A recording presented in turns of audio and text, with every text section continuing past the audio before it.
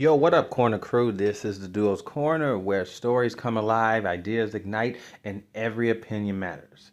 Raw came from us from Pittsburgh on June 30th, yesterday. We're breaking down the biggest bombshells and moments. So I'm solo dolo. This is my baby, my wrestling part of it. So let's get into it. We had a tag team title switch. Epic rescues, title shots, man, just fuck. Let's just get into it. So Judgment Day takes the go. Two heel teams go up against each other. Decent match, really good match. The New Day here, I feel bad for them. They tried to heal Persona. It just fell flat because they truly didn't have enough baby faces to really make this stick. The Judgment Day, they're not giving up on. They're really pushing this faction because they did put a lot of stock and a lot of equity in this. You talk about Rhea Ripley, Damian Priest, our Truth standing there. Liv Morgan just kind of took it over, but then of course she got hurt. Now they inserted Roxanne Perez, who I believe is now subbing until Liv can come back. So definitely going to be a storyline later on with that. So that's interesting. So Finn Balor and JD McDermott, Mr. Minecraft, is the two tag team champions. So it's interesting to see where this go. What babyface tag team is going to step up? Raw is littered with heel tag teams, so this should be very, very interesting. Why this kind of matters. This is the second reign as a team that reestablishes the Judgment Day dominance. As of right now, the Judgment Day hold the Intercontinental Championship, the women's tag team, and possibly more gold. So they're stacking the titles. They're keeping titles in their niche. This is interesting and this bears a watching. Another thing that stood out to me was Io Sky challenges Rhea Ripley to a one-on-one contest for the women's title, the women's world title at Evolution. This tension is building. These guys are great. They have great chemistry, and I think everyone really wanted to see these two just kind of go at it. I don't know who I really want to see go over here. This is going to be interesting. I really felt Io has done a great job as the women's championship. Rhea's a walking cheat code. I don't know, but I'm going to be really interested to see this match. We had Bayley versus Lyra. It went to a tiebreaker, which, I'm indifferent with. But this is just basically setting up the triple threat match, possibly at I think Evolution or possibly SummerSlam. Who knows? I like the fact that they're keeping Lyra very, involved in the storyline. I never wanted to see her just kind of X-nay out because she did such a good job with putting that women's Intercontinental Championship on, just making it important, putting it on the line. Her and Becky had banger matches. But this is it's a lazy booking, but it's an easy way to keep Lyra involved in the storyline, to keep her and Becky kind of at each other, and then it inserts Bayley kind of cool. So Bayley just doesn't kind of look like, hey, I'm just taking your spotlight because I'm a bigger star. This is truly a very smart way into inserting her. So I'm really fucking with this. That's pretty cool. Like I said, lazy way to get there, but as long as Lyra's still relevant in here, I'm cool with it. Sheamus beats Rusev. Sheamus is a bona fide Hall of Famer. Sheamus, at the age that he is still going out there whooping ass like that. Him and Rusev have amazing chemistry. Rusev, I like this feud. I would love to see it continue more. This was a good win for Sheamus. I really thought they was going to have Sheamus eat the pin, but this is good.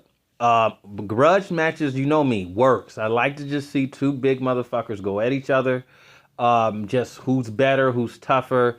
They're both hard-hitting guys. This was a really good match. If you want to go back and watch a good, solid match, this was a really good match on Raw.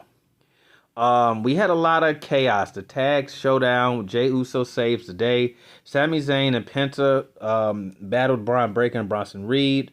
Of course, a lot of bullshit happened. Again, the babyfaces got their ass beat, but Jey comes out with a chair to save his friends. Goddamn.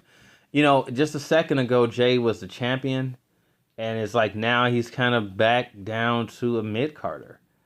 I always say you can't have a guy like Jey Uso, he's over as hell. But if you didn't really have a plan for him for the belt, then don't give him the fucking belt. The belts, the King of the Ring, the Royal Rumble should never be for story progression. Those type of matches should establish a star. You teach your audience that they are the new one to follow. They're the show. That's how it's supposed to be.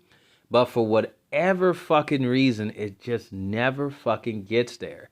And that to me is the most borderline insulting thing about it. I never understood that. It makes no sense. And it's just like basically what the fuck. This was interesting. You had Gunther, Seth Rollins, and Mr. Punk. Again, Rollins come out with a sexy new briefcase with the money in the bank, talking shizzle to Gunther, saying, "Hey, watch your back too," because Gunther cut a beautiful promo, basically saying like, "Man, Goldberg, I don't see you. I ain't sweating you." And Rollins do the, "Hey, don't forget about me."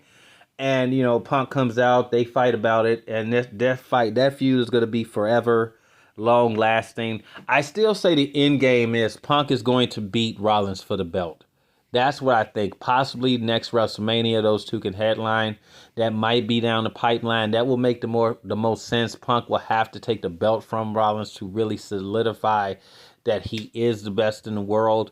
That in my opinion is where it should go. Gunther looked great here. Punk kind of shoved him down.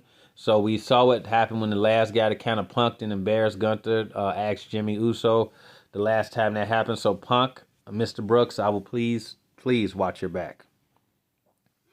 Like I said, there were standout moments here. You had the main event mayhem with Uso chair shot was the ultimate babyface save. The crowd is just going crazy. The crowd loves Jey. He is over like Rover.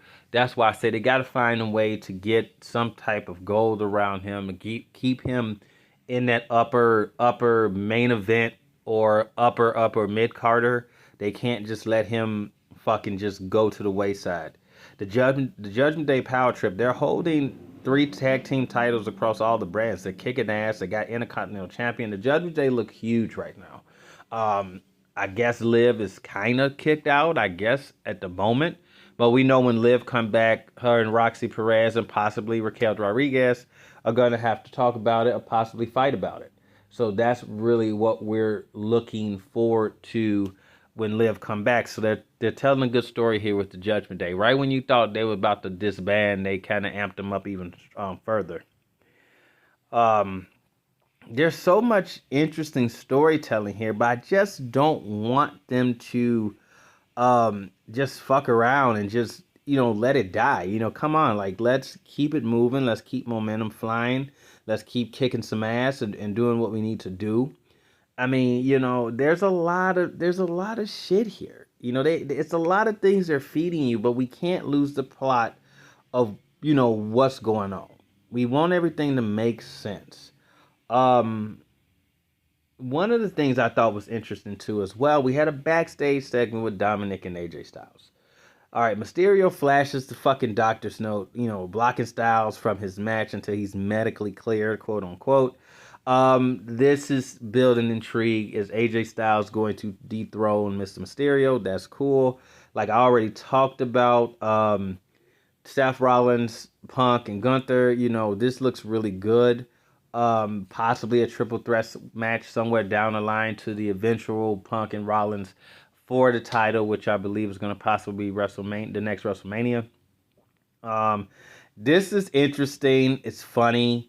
Chad Gable is quietly written off after a shoulder injury, and El Grande Americano reappears. But fans notice, hey, it looks like there's Ludwig Kaiser under a mask, keeping the character alive. This could be an interesting point right here. I kind of felt like this is where they was gonna go eventually. I didn't know it was gonna be Ludwig, but I like it. It gives Ludwig Kaiser something to do because he's an amazing talent, an amazing wrestler, great promo, very charismatic. This is good. I'm liking that they're giving him something to do. Of course, we would like it to be a better gimmick, but hey, at least my man's is on TV. Um, it looks like, as we talked about as well, Roxy Perez officially joins the Judgment Day backstage after the tag win.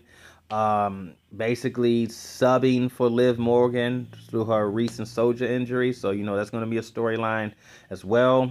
They're really hyping up Evolution. Adam Pearce and Nick Aldis announced that there's going to be a battle royal at Evolution and for a future title shot, so like a mini Royal Rumble. I like that. You gotta, if you're gonna, create these gimmick pay-per-views, you have to give it has to be stakes. You have to have people tune in to something to be interested in watching it. Also, they said Perez and Raquel will defend in a women's tag team title match, a fatal four-way at Evolution. So that's interesting. They're doing a really great. They're doing a really great job. I'm liking how they're trying to build up these storylines and these characters due to the injury bug kind of nipping them. But it was a decent show. I'm not gonna lie to you. The show was really good. Um, it was interesting. Like I said, Gunther's promo is strong. Everything is good. So this Raw was stacked. You had a lot of Evolution heat. And I gotta ask, who you got winning the tag go at PLE? There's a lot of great women tag teams out there. I'm very interested. Will we see a makeshift tag team of Charlotte Flair and Alexa Bliss? They're kind of huddling around each other. Will we see Jade and Bianca tag back together? It's very possible. So drop a comment, choosing a side, Judgment, or the Uso crew that seems to be formulating. It seems like we're getting a lot of factions again. And don't forget to like, comment, and subscribe. Hit the bell. And we got all the breakdowns coming soon. Please, also, don't forget to check out, we have an Incredible Hulk issue number 1. Just a little mini breakdown. It should appear somewhere at the top right there. And we are out. Enjoy your day.